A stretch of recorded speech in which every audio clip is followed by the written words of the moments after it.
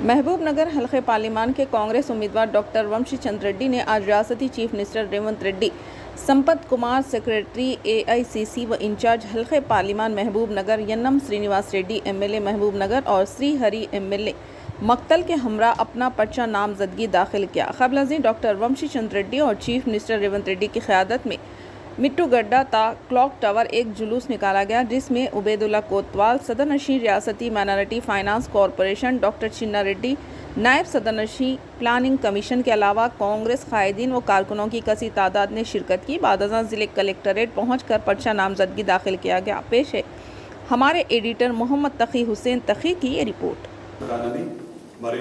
భారతదేశ సార్వభౌమత్వాన్ని మరియు సమగ్రతను కాపాడగలనని భగవంతుని సాక్షిగా నిష్ఠతో ప్రమాణం చేస్తున్నాను।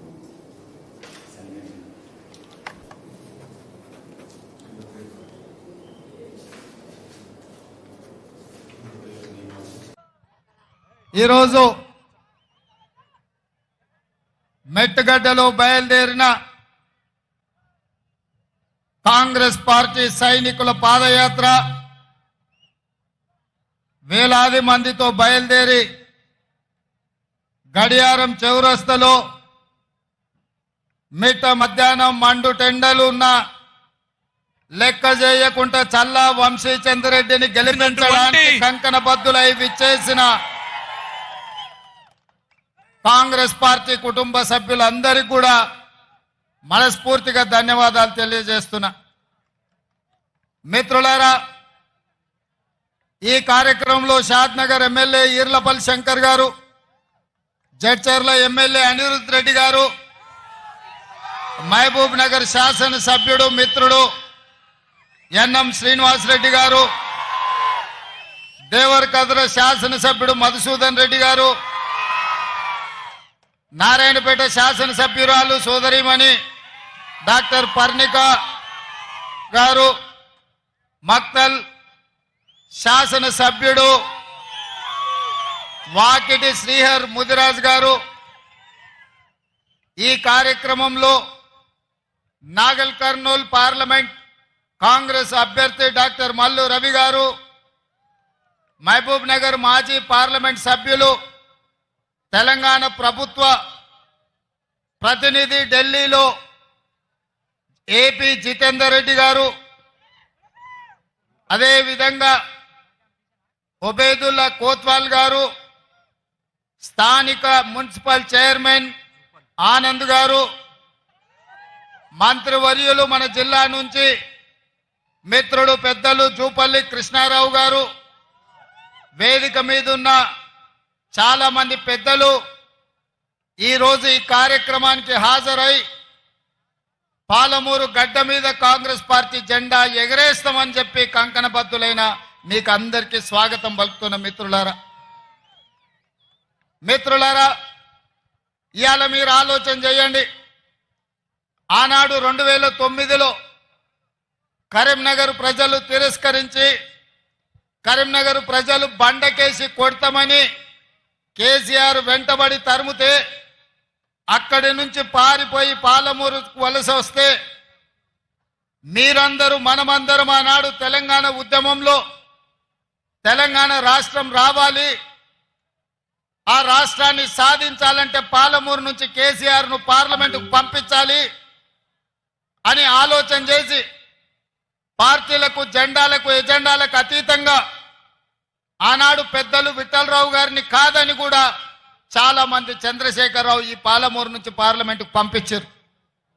నేను ఇవాళ అడుగుతున్నా, ఈ పాలమూరు జిల్లా కష్టకాలంలో ఉన్న నిన్ను పాలమూరులో ఊరు లేకపోయినా పార్లమెంటులో నోరు లేకపోయినా నిన్ను పార్లమెంటు సభ్యుడిగా గెలిపించి పంపిస్తే తెలంగాణ రాష్ట్రం వచ్చింది, వచ్చిన రాష్ట్రంలో మా పాలమూరుకు ఇచ్చిందేంది, నువ్వు తెచ్చిందేంది అని నేను ఈరోజు చంద్రశేఖరరావుని అడుగుతున్నా।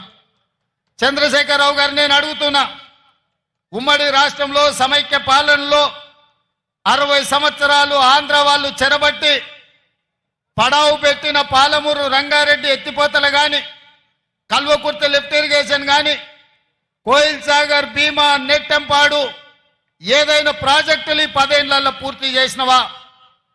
ఏదైనా పరిశ్రమలు మా పాలమూరుకు తీసుకొచ్చినవా? అంతెందుకు ఆనాడు కాంగ్రెస్ పార్టీ అధికారంలో ఉన్నప్పుడు పాలమూరు యూనివర్సిటీ మంజూరు చేసి ఈ ప్రాంతాల్లో ఉన్న తండాలు, దళిత వాడల్లో ఉన్న పేదల బిడ్డలు, బలైన వర్గాల బిడ్డలు చదువుకోవాలి, డాక్టర్లు, లాయర్లు, ఇంజనీర్లు కావాలి, ఐఏఎస్లు, ఐపీఎస్లై రాజ్యం ఏలాలి అని ఆనాడు కాంగ్రెస్ పార్టీ పాలమూరు యూనివర్సిటీ ఇస్తే అక్కడ చదువులు చెప్పే పంతుల పదవులు 150 ఉంటే 10 ఏళ్ళు 130 ఖాళీలు పెట్టిండు. యూనివర్సిటీ పేరు మీద పంతులు లేకపోతే పిల్లలు చదువుకునేది ఎట్లా అని చెప్పి నేను చంద్రశేఖరరావును ప్రశ్నిస్తున్నా. మా ప్రాజెక్టులు గట్టలే, కృష్ణానది మా పక్కనే పారుతున్నా, మా జూరాల ప్రాజెక్టు పూర్తి చేయకుండా, మా పాలమూరు రంగారెడ్డి ఎత్తిపోతల పథకాన్ని పూర్తి చేయకుండా ఇవాళ మా రైతులు వలసలు పోతుంటే నువ్వు ఆనందంతో నీ రాజ్యం నడుపుకున్నావు తప్ప మాకేమన్నా ఇచ్చినవా? మాకు చదువుకుల్లో సహకరించలే, మాకు ఉద్యోగ ఉపాధి అవకాశాల్లో సహకరించలే, మా ప్రాంతానికి పరిశ్రమలు తీసుకురాలే. మళ్ళీ ఇవాళ పనులు ఇగిలించుకుంటూ వచ్చి మాకు ఓట్లు వేయండి, మేము పనులు ఇగిలిస్తాము, పార్లమెంట్లో పోయి గుర్రు పెట్టి నిద్రపోతామని అంటున్నాడు. నేను ఒక్క మాట అడగదలుచుకున్నా. శ్రీనివాస్ రెడ్డి మంచోడే, నాకు కూడా తెలిసినోడే. గతంలో కాంగ్రెస్ పార్టీ ఆయనని ఎంపీటీసీ చేసింది, కేసీఆర్ ఎంపీ చేసిండు, ఆయన అదృష్టం బాగానే ఉంది. 5 ఏళ్ళు పార్లమెంట్లో శ్రీనివాస్ రెడ్డి ఏ రోజైనా పల్లెత్తు పలకరింపు మాట్లాడిండా? పాలమూరు రంగారెడ్డి ఎత్తిపోతల ప్రాజెక్టు గురించి ప్రస్తావించిండా? మనిషి మంచోడే గాని మంచానికి పడ్డాడు. లేవనికే శాత కాదు, లేస్తే మాట్లాడనికే ఆయనకు అధికారం లేదు. మరి అట్లాంటి శ్రీనివాస్ రెడ్డిని మళ్ళొక్కసారి ఇవాళ కేసీఆర్ గారు వాళ్ళ అభ్యర్థి అని పంపించిండు. ఏం చూసేయాలి? పిల్లగాడు 5 ఏళ్ళు చదివిండు, ఇవాళ పరీక్షలు రాయనికి వచ్చిండు. 5 ఏళ్ళలో నేర్చుకోకపోయే, ఈ ప్రాంతం గురించి మాట్లాడకపోయే. అట్లాంటి శ్రీనివాస్ రెడ్డికి ఓటేస్తే ఇవాళ మనకేమన్నా ఉపయోగమా? నిన్న మన కేటీఆర్ అంటున్నాడు మా కారు కొంచెం ఖరాబ్ అయింది, గ్యారేజ్కి పోయిందని. అరే పిల్లగా, నీ కారు ఖరాబు కాలే, నీ కారు ఇంజను అనుము చెడ్డది, ఇంకా మళ్ళా రాదు, తూకానికి అమ్ముడే, తూకం పెట్టి అమ్ముడే, వర్క్ షాప్ నుంచి మళ్ళా ఇంటికి రాదు, ఇనుప సామాన్లోనికి తూకం పెట్టి అమ్ముడే. నీ కారు నీ అయ్యనడుగు కావాలంటే ఇంటికి పోయి. నీ కారే కాదు, నీ అయ్య ఆరోగ్యం కూడా అనుంచెడ్డది. ఎందుకంటే 7 తారీఖు నాడు ప్రమాణ స్వీకారం ఉంటే ఆయననే నీ అయ్య బోర్ల పడ్డాడు, బొక్కలు ఇరిగిన ఇయ్యాలటికి నడవలేకపోతుంది. మొన్న జరిగిన ఎన్నికల్లో ప్రజలు కారును బండకేసి కొట్టిండ్రు, 100 మీటర్ల గోతి తీసి పాతి పెట్టిర్రు. ఇంకా కూడా ఆయన పొంకనాలు కొడుతున్నాడు. నిన్నటికి నిన్న మాట్లాడుతుండు ఈ పొంకనాలు. ఆయన ఏం మాట్లాడిండు? ఆయన పిట్టల ద్వారా నాతో 20 మంది ఎమ్మెల్యేలు టచ్లో ఉండ్రు, సిట్కే కొడుతూ వస్తారని. సిట్కే కాదు, మిద్దెకి డప్పు కొట్టు బిడ్డ, నీ దగ్గర ఉన్నోళ్ళు కూడా ఎవడన్నా ఉంటాడేమో చూద్దాం. గతంలో లాగా కాంగ్రెస్ ఎమ్మెల్యేలు గొర్రెల మంద తోడేళ్లలాకొచ్చి తేప కొట్టి కొట్టుకపోదాం అనుకుంటున్నాం బిడ్డ.